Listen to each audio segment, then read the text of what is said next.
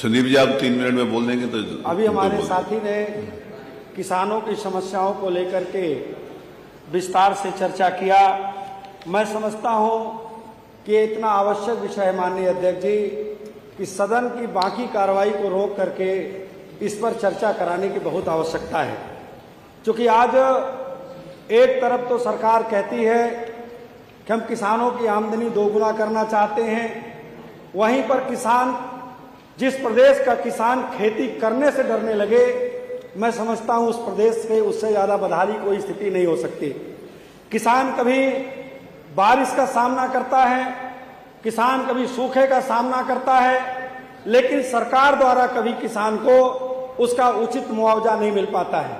जो मिलता भी है आधा अधूरा आंशिक मुआवजा उनको दिया जाता है।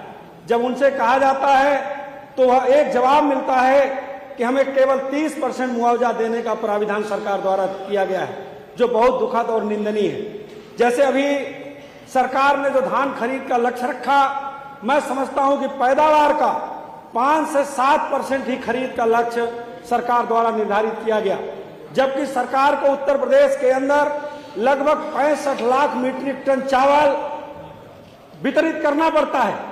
अगर सरकार उसके सापेक्ष भी खरीदना चाहे तो मैं समझता हूं खरीद बढ़ सकती है, लेकिन सरकार की नियत चूंकि किसानों को लाभ पहुंचाने की नहीं है, सरकार तो केवल आढ़तियों को लाभ पहुंचाने के लिए काम कर रही है। इसलिए सरकार समय समय पर कभी क्वालिटी का बहाना, कभी लक्ष्य का बहाना निर्धारित करके किसानों को केंद्रों से खाली वापस जाना पड़ता है।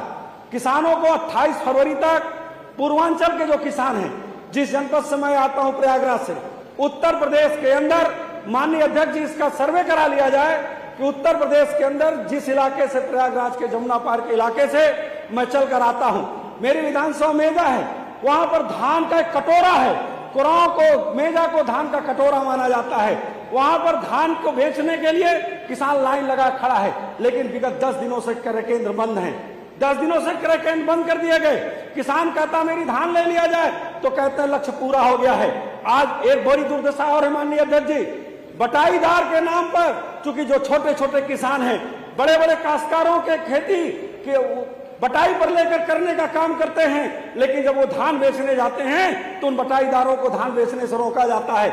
मैं माननीय अध्यक्ष जी, बहुत गंभीर विषय है, बहुत समस्याएं हैं किसानों की, खाद की समस्या, तमाम समस्याएं हैं। मैं उम्मीद करता हूं कि माननीय अध्यक्ष जी ये बहुत ज्वलंत मुद्दा है धान खरीद का, और खासतौर से मुख्यमंत्री, माननीय मुख्यमंत्री जी का विभाग भी है, तो मैं समझता हूं कि उत्तर प्रदेश के किसानों को ज्यादा आशा है। तो मैं उम्मीद करता हूं कि 28 तारीख तक उत्तर प्रदेश के खासतौर से पूर्वांचल इलाके के सभी क्रय केंद्र खोले जाएंगे। मेरी विधानसभा के अंदर जो क्रय केंद्र हैं, चूंकि मैं दावे से कहता हूं कि 28 तारीख तक खोले जाएंगे, तब भी किसान पूरी धान नहीं बेच पाएगा। उसकी अवधि बढ़ाते हुए किसानों की धान बेचने की व्यवस्था कराई जाए। माननीय अध्यक्ष जी, आपने सुना, इसके लिए बहुत बहुत धन्यवाद। Thank you.